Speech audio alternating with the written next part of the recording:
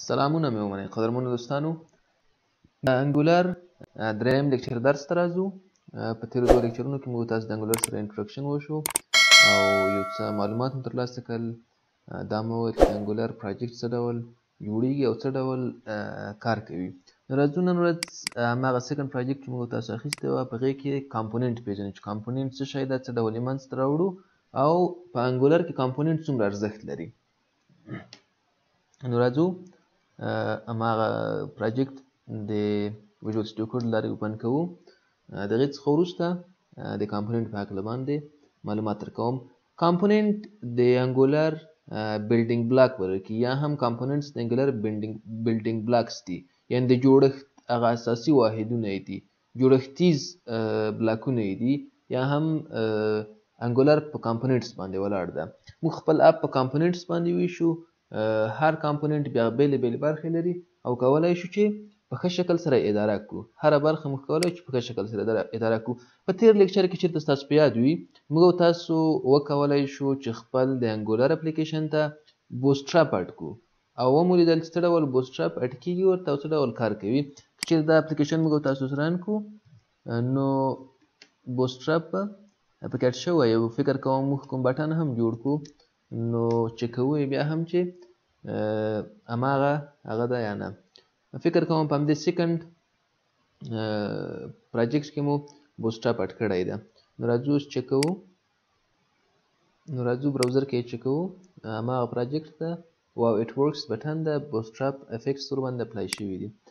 اوس راځو لکه څرنګه چې مخکې مې ویل چې په دې اپ کې صرف یو کامپوننټ بای ډیفالټ جوړیږي د اپ کامپوننټ په نوم سره، او دا مو هم ویل چې کامپوننټس په انګولر کې بلډینګ بلاکس دي. نو څه ډول کولی شو خپله کامپوننټ منځته راوړو. موږ تاسو خپل اپ په کامپوننټس باندې تقسیموو. مثلا هیډر یو کامپوننټ ده، فوټر بل کامپوننټ ده، مثلا چې څومره نور برخې موږ لرو د خپل اپ هغه بېلابېل کامپوننټ څخه کوو. مثلا چېرته موږ تاسو د سټوډنټس لپاره یو اپ جوړوو، سټوډنټ پروفایل، مثلا سټوډنټ پروفایل ایډیټ، سټوډنټ پروفایل اپډیټ، یا مثلا سټوډنټ پروفایل شو، بیل بیل کامپوننټس هر یو ته اخلو او هر کامپوننټ به دا برخې لري. هر کامپوننټ څو برخې لري؟ HTML برخه لري، CSS برخه لري او ټایپ سکرپټ برخه لري یا هم TS برخه. دا هر برخه بیلې بیلې کړنې لري. د هر کامپوننټ په HTML برخه کې موږ ته هغه څه ښکاره کېږي چې هغه براوزر کې رینډر کېږي، رینډرینګ د هغې په واسطه هغه کېږي، یعنې براوزر کې به ښکاره کېږي. کوم څه به براوزر موږ ته د هغې کامپوننټ ریلیټډ ښکاره کوي، کوم سټایل به هغې ته ورکوي، صحیح ده، هغه موږ ته په CSS فایل کې اوسېږي. او دریم چې د موږ سره TS فایل ده چې د کامپوننټ بهیویر به څه ډول وي، کنټرول به یې په کوم هغه باندې کېږي، ډیټا ولیډیشن به څه رقمولو کې ترسره کېږي، او مثلا هغه کومې کړنې چې ترسره کېږي ورباندې هغه ټول به په ټایپ سکرپټ فایل کې ورته ځای په ځای کېږي. موږ کولی شو چې د CMD له لارې انګولر CLI له لارې هم کامپوننټ منځته راوړو، همدارنګه کولی شو چې منولي یې جوړ کړو. راځو کامپوننټ جوړوو. د کامپوننټ د جوړولو لپاره به تاسو په اپ فولډر باندې کلیک وکوئ، نیو فولډر به واخلئ. کامپوننټ ته چې هر نوم ورکوئ تاسو کولی شئ نوم ورته انتخاب کړئ. مثلا زه وایم فرست کامپوننټ جوړوو. سمه ده. فرست کامپوننټ کې اوس موږ بیل بیل درې فایلونه منځته راوړو. یو HTML فایل، دویم CSS فایل او دریم هم د ټایپ سکرپټ فایل. نو کلیک ورباندې کوو، نیو فایل، هغې څخه وروسته نوم ورته ورکوو. هر نوم تاسو ورته ورکولی شئ. مثلا زه وایم فرست ډاټ کامپوننټ. معمولا ډاټ کامپوننټ اکسټنشن ډېر پروګرامران استفاده کوي تر څو کامپوننټ دا فایل معلوم شي چې کامپوننټ ده. اصلا مهم نه ده چې باید ډاټ کامپوننټ ولري، اما که چېرته ورته ورکړو یو ښه پریکټیس ده. ډاټ HTML دا موږ سره د کامپوننټ د HTML برخه شو. په دې کې کولی شو اوس هغه څه ښکاره کړو، هغه څه ولیکو چې براوزر کې موږ ښکاره کېدل غواړو. مثلا زه وایم this is the component part of first component. سمه ده. زه غواړم چې کله دا کامپوننټ موږ تاسو استفاده کوو نو دغه ټکسټ براوزر باندې ښکاره شي. دا موږ سره د HTML برخه شو. دویم هر کامپوننټ چې ده د CSS برخه لري، یعنې چې څه ډول سټایل امپلیمنټ شي په دغې HTML برخه باندې. راځو دلته یو بل فایل اډ کوو، ورته نیو فایل، ورته وایو چې فرست مثلا ډاټ کامپوننټ او ډاټ CSS. بیا مو هم په یاد وي ډاټ کمپوننت ایکسټنشن ماست نه ده، باید حتمی نه ده. کولای شئ تاسو د خپل ښه پریکټیس په خاطر باندې ورته اډ کړئ او که چېرته نه فقط ولیکئ چې first ډاټ html یا first ډاټ css. اوس څه کار کوو؟ راځو ووایو چې دغه هغه ته موږ کوم سټایل ورکوو، هغه سټایل امپلیمنټیشن یې ورته ټاکو. دلته هر سټایل تاسو خوښیږي دلته تاسو کولی شئ هماغه سټایل ورته انتخاب کړئ چې کوم سټایل تاسو خوښیږي. مثلا زه وایم h1 چې کوم هغه ده دغه به کوم سټایل لري، دغه سټایل مثلا کلر به یې څه ډول اوسیږي، ریډ به اوسیږي. سمه ده، دا سټایل ورباندې امپلیمنټ کړو او سیو کوو یې. راځو له هغې څخه وروسته چې کله مو د هغه فایل ورته اډ کړلو first ډاټ کمپوننت ډاټ css فایل، یو بل فایل هم ورته اډ کوو ټایپ سکرپټ فایل. نو لیکو چې first ډاټ کمپوننت ډاټ ts ټایپ سکرپټ فایل ده. دا د موږ سره د کمپوننت هغه اصلي برخه ده چې د کمپوننت بیهیویر کنټرول کوي، کمپوننت باندې ډیټا ولیډیشن کوي، کمپوننت باندې نورې کړنې ترسره کوي. دا د موږ سره د کمپوننت هغه اصلي برخه ده. مثلا که چېرته موږ تاسو د فورم کمپوننت اخلو، وایي چې سټوډنټ رجسټریشن کمپوننت صحیح ده، یا مثلا آیټم رجسټریشن کمپوننت، نو دغې چې کوم هغه سټایل د کوم د براوزر برخه یې دغه موږ تاسو دلته ورته جوړوو. مثلا څومره ټکسټ باکس دي، څومره تصویرونه دي، یا مثلا کوم بل څه دي، بټنې دي، ټول په دې ځای کې موږ اخلو. اما په دې باندې ډیټا ولیډیشن چې په کوم ټکسټ باکس باید کوم ډول ډیټا واخلي، مثلا څه ډول ډیټا ولیډیشن وشي، نو هغه موږ تاسو په کوم ځای کې ترسره کوو؟ په ts فایل کې ترسره کوو، په ټایپ سکرپټ فایل کې ترسره کوو. په دې کې موږ تاسو لومړی سټیټمنټ څه لیکو؟ import component from angular.core په اتومات ډول سره لیکل کېږي چې د انګولر د کور څخه څه کوي؟ کمپوننت امپورټ کوي. سمه ده. نو که چېرته تاسو په هغه کې اتومات نه لیکل کېږي، تاسو به دا منولي ورته ولیکئ په دې شکل سره. هغې څخه وروسته موږ تاسو کمپوننت ډیکوریټر لیکو، کمپوننت ډیکوریټر، کمپوننت او په دې شکل سره. دا کمپوننت ډیکوریټر درې برخې لري. یو چې دا د کمپوننت سلیکټر ده، یعنی دا کمپوننت په کوم نوم سره اکسس کیږي. زه ورته وایم دا کمپوننت به مثلا په فرست کمپوننت په دې نوم سره به موږ تاسو اکسس کوو. معمولا بیا دا چې ټاګز په شکل باندې موږ له کمپوننت څخه استفاده کوو. کمپوننت موږ تاسو د HTML ټاګز په شکل استفاده کوو. یا کولی شو چې د داش علامې په هغه باندې څنګه کوو سره بیل کو، بیلې بیلې برخې.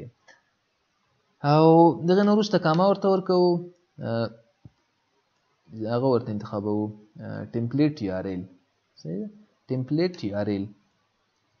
ټمپلیټ URL کې موږ تاسو کولی شو چې خپله په دې ځای کې مکمل هغه ورته ولیکو چې کوم څه ښکاره کوي. مثلا دا کمپوننت که چېرته موږ دا فایل نه لرو، دا HTML فایل، معمولا هغه حالت کې چې موږ تاسو په HTML فایل کې زیاته کود لیکنه نه لرو، زیات نه لرو، موږ همدلته ټول هغه ورته مشخص کوو.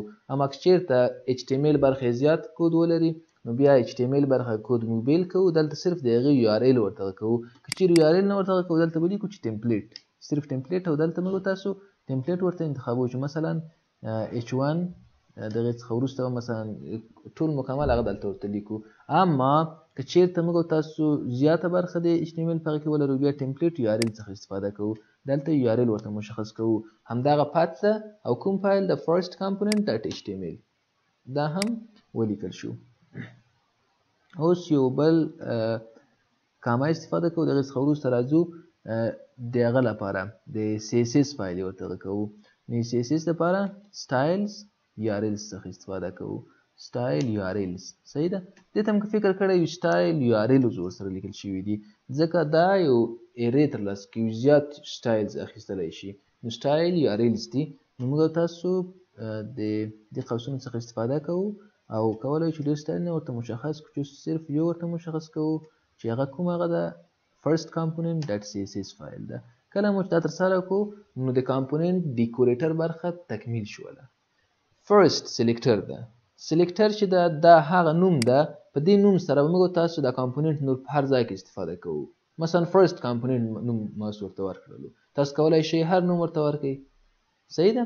د هغې څخه وروسته دې ټمپلیټ ده. ټمپلیټ هم لیکلی شي او همدارنګه ټمپلیټ URL هم لیکلی شي. که چیرې تاسې د HTML برخه کمه اوسیږي، یعنې کم څه غواړئ چې براوزر باندې ښکاره شي، نو په همدې ځای کې مستقیما هغه ټول ورته ولیکئ، مثلا 1 لاین 2 لاینه اوسیږي. اما که چیرې ستاسو د کامپوننټ د HTML برخه زیات کود ولري، نو دې ځای کې تاسو URL ورته ولیکئ. د URL څخه به استفاده وکړئ چې first component د HTML URL ده، دغه فایل ادرس به ورته ولیکئ. او اخر کې به تاسو سټایلز چې کوم سټایل موږ تاسو په خپل هغه باندې په دې کامپوننټ باندې امپلیمنٹ کوو هغه به ورته ولیکئ. سمه ده. او کله مو چې دا کار وکولو، د هغې څخه وروسته به راشئ ایکسپورټ به یې کوئ همدغه کامپوننټ ایکسپورټ کلاس. نوم یې څه ده؟ مثلا نوم ورته ورکوو فرست کامپوننټ.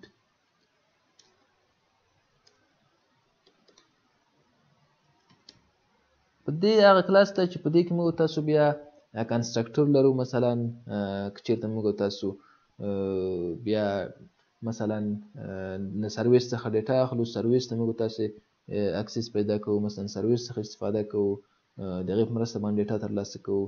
نو بیا موږ تاسو دلته په دې کې نور کارونه ترسره کوو. مثلا کولی شو په دې کې ډیټا ولیډیشن هم وکوو، ډیټا ترلاسه کړو له ټمپلیټ څخه، له HTML څخه دلته مثلا په هغې باندې اپریشن ترسره کړو، د دې څخه ډیټا هلته موږ ولیږو. بیا وروسته موږ تاسو ډیټا بایندینګ وایو چې هغه نور هغه راتلونکو درسونو کې انشاءالله بحث ورباندې کوو. نو دا یې هم د کامپوننټ د جوړښت وروستۍ برخه وه. صحیح ده. نو له دې څخه وروسته کامپوننټ تکمیل شو، جوړ شو. اما که چېرته موږ تاسو اوس له دې کامپوننټ څخه استفاده کوو، نو موږ له یوې ستونزې سره مخ کېږو. څه ستونزه ده؟ زموږ تاسې که چېرته له کامپوننټ استفاده کوو، نه پېژندل کېږي دا کامپوننټ. مثلا زه راځم له دې کامپوننټ څخه په اپ کامپوننټ ډاټ HTML کې استفاده کوم. موږ ویل چې کامپوننټ د شي په شکل استفاده کولی شو؟ د HTML ټاګ په شکل باندې. نو کامپوننټ نوم څه و؟ فرست کامپوننټ. لیکو چې فرست کامپوننټ دلته شتون نه لري. تاسې ګورئ نشو کولی چې اکسس وکړو. اما که چېرته یې موږ سپیل هم صحیح ولیکو چې فرست کامپوننټ په دې شکل سره یې ولیکو. اما اوس هم وایي موږ ته څه؟ کله چې دا ایرر وګورو، first component is not a non element. non element نه ده. بیا وروسته ډېره ښه خبر موږ ته کوي.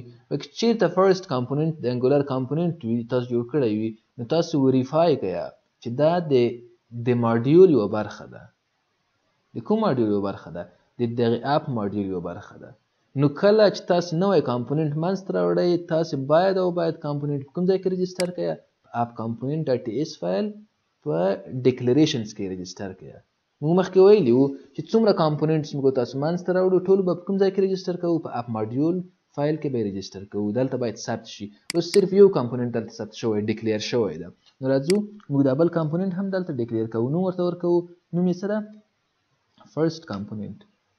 ګورئ کله چې فرست کامپوننټ ما څنګه ولیکو، په اتومات ډول سره فرست کامپوننټ له دغه ځای څخه انکلود شو، امپورټ شو. دا چې انګولر مثلا هغه ډیپندنسیز خپله ما په ویژوال سټوډیو کوډ کې ترسره کوي، تاسو که چېرته دا کړنه نه ترسره کېږي، نو تاسې به مینولي دا ولیکئ په د خپل د اپ ماډیول فایل په شروع کې یا په آخر کې په دغه ځای کې چې امپورټ فرست کامپوننټ فرام دغه ادرس څخه، ادرس به ورته ولیکئ. د هغې څخه وروسته به دا به په ریډ لاین سره انډرلاین نه وي. اوس فرست کامپوننټ د موږ سره یو پېژندل شوی فایل ده. که چېرته دلته راځم موږ ته څه وایي؟ اوس هم نه کوي، ځکه چې موږ په سپیلینګ کې غلطي کړې ده. صحیح ده. دلته موږ سره فرست کامپوننټ په دې شکل سره ده. نو راځو دلته هم اوس هماغه فرست کامپوننټ په هغې شکل سره لیکو. فرست کامپوننټ صحیح ده، په دې شکل سره راځو. اوس فرست کامپوننټ پیژندل شوی الیمنټ ده. ګورئ که تاسو وایئ چې مخکې هم سپیل کې غلطي وه، نو ځکه یې نه پیژندلو. نه، که چېرې راشو دلته یې له دې ځای څخه اوس لرې کړو، اوس هملته بیا غلطي منځته راځي. اوس ګورئ دا سیو کوو، دلته بېرته راځو، دې ځای کې اوس هم نه پیژندل کېږي، تر څو پورې چې په اپ ماډیول کې موږ تاسو فرست کامپوننټ څنګه نه کړو؟ معرفي نه کړو. نو فرست کامپوننټ بېرته په دې ځای کې ډیکلیر کوو. د کامپوننټ ډیکلریشن سره شو، جوړ شو، په اپ ماډیول کې مو هم ډیکلیر کو. اوس څه ډول کولی شو له دې کامپوننټ څخه استفاده وکړو؟ د دې کامپوننټ څخه څه ډول زه استفاده کولی شم؟ کولای شو صرف په دې ځای کې ولیکو په دې شکل سره. اوس به په اپ کمپوننت کې دغه بټن څخه وروسته د دغه کمپوننت کود ښکاره کیږي. د کمپوننت چې موږ څه ډول امپلیمنټیشن کړی هغه به ښکاره کیږي. دا کمپوننت په هر ځای کې موږ اکسس کولای شو. دا اوس ریوزیبل ده.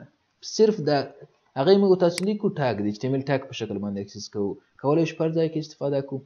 مثلا زه کولای شم راشم په دې ځای کې هم دغه کمپوننت څخه استفاده وکوم. کولای شم په یو بل کمپوننت دلته جوړو په هغه کې هم د دې کمپوننت څخه استفاده وکوو. کله چې موږ تاسو سره شو براوزر ته فایل مو سیو کو نو وی ګورو تاسو ګورئ واو اټ ورکس اما د بل کمپوننت برخه شتون نه لري. ځکه شتون نه لري چې فرست کمپوننت په HTML برخه کې موږ هیڅ تر اوسه پورې نه دی کړی. صحیح ده؟ اما دا مو هم لیکلي دي سیو کړي مو نه دي. بخښنې سره تاسو ګورئ دلته فایل تر اوسه پورې سیو شوی نه. دا سیو کوو. سمه ده؟ نو اوس به راځو انشاءالله چې تغییرات به راغلي. ګورئ this is for the component part of first component او رنګ یې هم سور ده. صحیح ده؟ ریډ کلر ده. یعنې د CSS سټایلز هم ورباندې امپلیمنټ شوي دي. نو دا و د کمپوننت جوړول او د کمپوننت منځته راوړل. څه ډول موږ کولی شو چې منولي یو کمپوننت منځته راوړو. تاسو ځینې وخت چې کود نه کېږي یا مثلا نه ترسره کېږي تاسو د هغه آوټپوټ نه ښکاره کېږي. نو کوشش وکړئ ټول فایلونه مو وګورئ چې سیو شوي اوسي. د هغې څخه وروسته انشاءالله چې تاسو ته به د کود هغه آوټپوټ په صحیح شکل سره ښکاره کېږي. دا و د کمپوننت منولي جوړول. راځو څه ډول کولی شو چې کمپوننت د انګولر CLI په مرسته باندې جوړ کړو.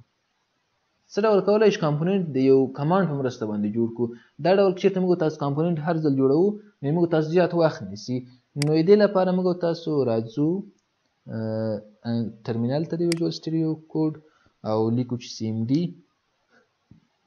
لیکو ng generate component ته نوم ورکوو. صحیح ده؟ کوم نوم سره کمپوننت دغه کوو؟ مثلا زه وایم په سیکنډ نوم سره کمپوننت جنریټ کړه. انټر پریس کوو. تاسو ګورئ دلته د سیکنډ په نوم سره کمپوننت به منځته راشي د فرست څخه وروسته. صحیح ده؟ دا د سیکنډ کمپوننت جوړ شو. دا اوپن کوو. په دې کې هماغه فایلونه دي. CSS فایل ده، HTML فایل ده او ټایپ سکرپټ فایل ده. یو spec.ts فایل هم لري. دا ټیسټینګ فایل ده، مهم نه ده. کولای شو ډیلیټ یې هم کړو. دا فایل موږ ته اړین نه ده، مهم نه ده. اوس په دې وخت کې کولای شو دې څخه ډیلیټ یې کړو. صحیح ده؟ کوم فرق نه کوي په پروګرام باندې، کوم تاثیر نه لري. یا یې هم پرېږدو ټیسټینګ لپاره هغه فایل منځته راځي. نو دا درې برخې یې منځته راغلي. CSS برخه کې هیڅ نه لري. په HTML برخه کې سیکنډ ورکس صرف دا میسج ښکاره کېږي. په ټیسټ برخه کې څه شی لري راځو ګورو. هماغه شان لري. ګورئ امپورټ کمپوننت او ان انټ یې هم کړی. ان انټ بیا وروسته موږ بحث ورباندې کوو. د کوم ځای څخه له انګولر ډاټ کور څخه. ځکه کمپوننت چې ده دا خپله په دې فایل کې نه پېژندل کېږي. باید د دغه انګولر له دغې پیکیج څخه موږ تاسو انکلوډ کړو، امپورټ یې کړو تر څو وپېژندل شي. د هغې څخه وروسته هر کمپوننت ډیکوریټر لري. ډیکوریټر یې د درې برخې لري. صحیح ده؟ دا یې اپ سیکنډ یې سلیکټور ده. په دې سلیکټور سره یې موږ تاسو اکسس کولی شو. هر ځای کې استفاده کولی شو. دا یې URL ده، ټمپلیټ URL یې ده. دغه فایل ادرس یې ورته ورکړی. سمه ده؟ دې فایل او د اخري چې ده دا یې بیا سټایل URLs دي. یو URL یې ورته ورکړی ده. دا URL ده .css فایل ده او بل ایکسپورټ کلاس ده. په دې شکل سره نوم یې ورته ورکړی سیکنډ کمپوننت او امپلیمنټ ان انټ وروسته بحث وړاندې کوو چې دا یې ولې ورکړی ده. د هغې څخه وروسته یو کنسټرکټر ورته ورکړی په دې کلاس کې او د کنسټرکټر څخه وروسته یې ng ان انټ په دې شکل سره ورته امپلیمنټ کړی ده. نو یا یې اوور رایټ کړی ده. نو دغه شیانو باره کې وروسته بحث کوو. ng ان انټ او دا یې ولې امپلیمنټ کړی ده، دا یې څه لپاره استفاده کېږي. هدف مو دا و چې کمپوننت کولی شو چې د انګولر CLI لارې هم منځته راوړو. کولی شو په دې شکل سره هم کمپوننت جوړ کړو. اوس له دې کمپوننت څخه موږ په هر ځای کې استفاده کولی شو. بله مهمه خبر، کوم کمپوننت چې انګولر CLI منځته راوړي په اتومات ډول سره په اپ ماډیول کې هم رجسټر کېږي. تاسو که اپ ماډیول ته راشئ په دې کې سیکنډ کمپوننت اتومات ډیکلیر شوی ده. ډیکلیریشن څنګه شوی ده؟ اټ شوی ده. وینئ سیکنډ کمپوننت او دلته هم سیکنډ کمپوننت له دغه ځای څخه امپورټ شوی ده. یعنې ټول کارونه چې موږ تاسو مخکې منولي ترسره کړل دلته یې انګولر CLI په خپله موږ ته ترسره کوي، موږ سره یې مرسته کوي. نو کولی شو د دې کمپوننت څخه استفاده وکړو. زه راځم په دې ځای کې له فرست کمپوننت څخه وروسته سیکنډ کمپوننت هم استفاده کوم. لیکم چې سیکنډ